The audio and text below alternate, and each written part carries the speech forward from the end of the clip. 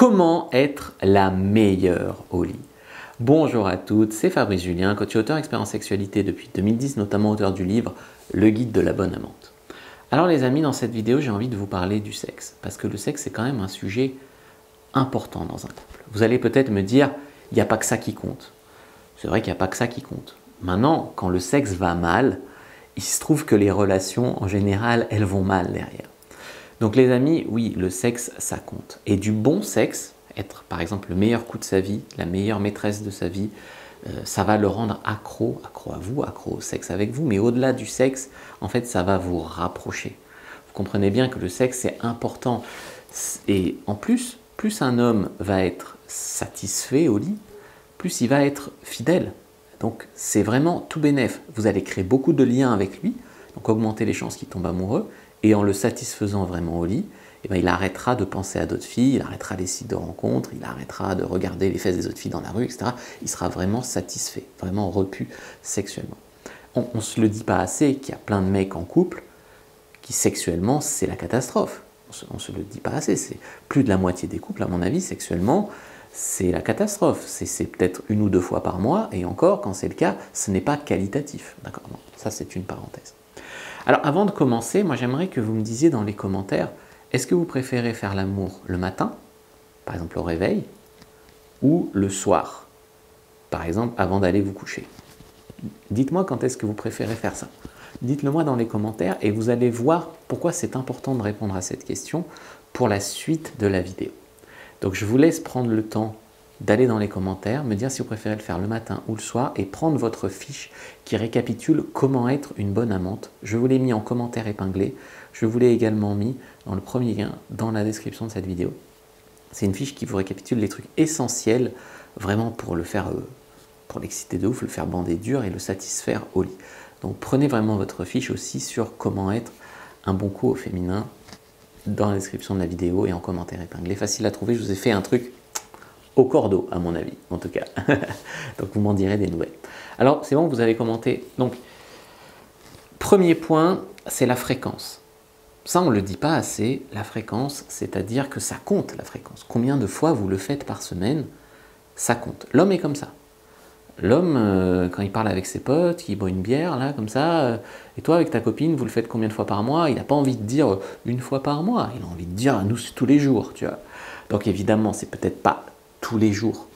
Mais en tout cas, plus qu'1 fois par mois, ça c'est clair, même plus qu'1 fois toutes les 2 semaines. Voilà. Après, il se peut qu'un homme vous communique ses besoins. Il se peut qu'un homme vous dise, écoute chérie, franchement, on a une vie sexuelle de merde, j'ai envie de baiser plus souvent. Et là, quand il commence à vous parler de sexe, en fait, vous vous braquez. Vous voyez, vous le prenez pour une critique, vous le prenez pour une attaque personnelle, tout de suite c'est je suis pas assez bien, c'est voilà. Et alors, c'est pas ça, c'est il vous fait part d'un besoin, d'accord? Donc il vous donne en fait son mode d'emploi et ça ne nécessite pas de vous vexer en fait. Au contraire, c'est un constat. C'est un constat que vous le vouliez ou non, il vous communique ses manques dans la relation. Et en fait, ça, c'est un avantage. C'est un avantage parce qu'il vous dit quoi faire mieux en fait dans le couple. Et probablement que vous avez le même avis que lui. Mais bon, ça c'est autre chose. Il y a trop de femmes qui vont refuser d'avoir cette conversation. Elles refusent cette conversation, du coup ça crée un non-dit, ça crée de la frustration, et voilà comment ça mène à la tromperie. Donc il ne faut absolument pas, quand un homme vous communique sur ce qui lui manque, par exemple sexuellement dans un couple, absolument pas refuser d'avoir cette conversation. Au contraire, vous devriez aussi vous communiquer sur ce qu'il vous faudrait plus. 2, c'est la variété. J'en ai beaucoup parlé sur cette chaîne, les hommes ont un besoin de variété. Alors là tout de suite vous dites, il ne va pas avoir d'autres femmes. C'est pas ça que ça la variété en fait. C'est une forme de variété et c'est ce qui arrive s'il n'y a aucune variété ailleurs dans le couple. Mais la variété, ça peut être faire l'amour dans différentes positions, faire l'amour dans différentes pièces, faire l'amour avec différentes tenues. C'est ça la variété, vous voyez. Et probablement qu'au début de votre relation, le sexe était vraiment cool, le sexe était vraiment chaud, le sexe était incroyable. Vous voyez, et même à chaque fois que vous vous voyez, c'est probablement que vous baisiez. Et puis petit à petit, la magie a disparu. Il faut remettre de la magie dans ce couple-là. Voilà. Donc changez vraiment votre routine. C'est pour ça que je vous demandais au début, si vous faites toujours le sexe, je sais pas, le dimanche matin, déjà changez de moment dans la journée par exemple. C'est déjà un début. Troisième chose, c'est à propos des fantasmes et des fétiches. parce que chaque homme en a. Tout homme a ses fantasmes, et même il y a des hommes qui sont fétichistes de quelque chose. Alors, certains hommes vont plus ou moins, on va dire, facilement partager ça avec vous. Et il y a trop de femmes qui disent, il y a trop d'hommes qui ne se sentent pas assez à l'aise dans leur couple pour communiquer là-dessus, sur leurs fantasmes, sur leurs fétiches, etc. Parce qu'ils sentent bien qu'en face, ça ne va pas passer. Elle n'est pas ouverte, elle est coincée, elle va me juger. Voilà. Au contraire, ça encore, c'est une discussion qu'il ne faut pas ne pas avoir. Si tu as décidé que c'est ton mec et que tu ne veux pas voir cette partie de lui, je sais pas, par exemple qu'il est fétichiste, eh ben, ça va forcément créer des manques. Donc, devenez sa complice plutôt qu'une femme qui le limite, une femme qui le juge, une femme voilà, qui amène ça. Et j'irai même plus loin, parce que des fantasmes et des fétiches, en tant que femme, vous en avez vous aussi. Et pourquoi vous les cachez? Par honte qui vous juge, par honte qui vous quitte, par honte qui vous aime plus, j'ai bien compris. Mais ces fantasmes et ces fétiches, en vérité, ça va pimenter votre vie sexuelle. Donc, parlez aussi de ce que vous voulez, vous comprenez? 4, c'est l'intensité. L'intensité dans les rapports sexuels, c'est important. Parce que c'est une chose de le faire en pensant à la liste de courses, vous voyez. Avant, je faisais ta, maintenant je fais j'espère que vous aimez bien aussi. C'est une chose de le faire comme ça en pensant à la liste de courses, et c'est une chose d'être vraiment à fond et passionné, vous voyez ce que je veux dire. Donc, l'intensité, ça ne veut pas dire faire l'amour comme des bêtes à chaque fois.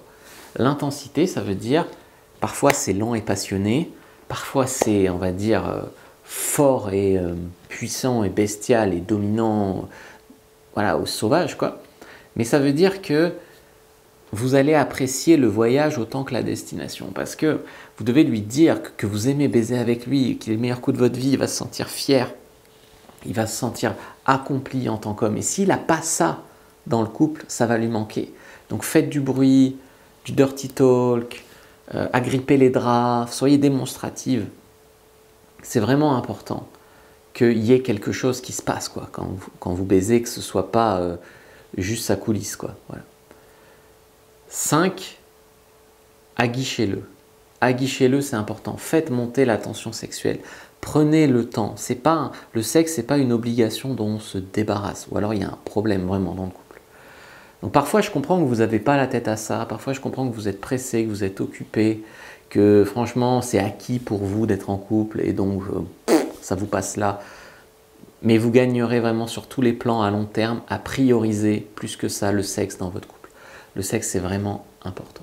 En plus, si c'est votre mec, je suis désolé, mais vous le connaissez bien. Et si vous le connaissez, vous connaissez ses accélérateurs d'excitation. Est-ce que c'est une tenue que vous portez? Est-ce que c'est un endroit à lui faire des bisous? Est-ce que c'est des mots cochons à lui dire? J'en sais rien. Une pratique. Mais vous savez ce qui vraiment l'excite de dingue. Donc utilisez-le. J'ai dit, c'est pas la bagatelle dont on se débarrasse. Le sexe, ça devrait être bien plus que ça si vous voulez que votre couple tienne et que votre couple dure. Comme j'ai dit, je vous ai fait une fiche récap sur comment être une bonne amante. Vous pouvez la télécharger en commentaire épinglé. Vraiment, ce serait dommage de ne pas le faire. Je vous ai fait un truc bien. N'hésitez pas à liker, commenter, partager la vidéo. N'hésitez pas aussi à me dire, vous, ce que vous en pensez. Je vous dis à bientôt et que le Dieu de la sexualité soit avec vous les amis.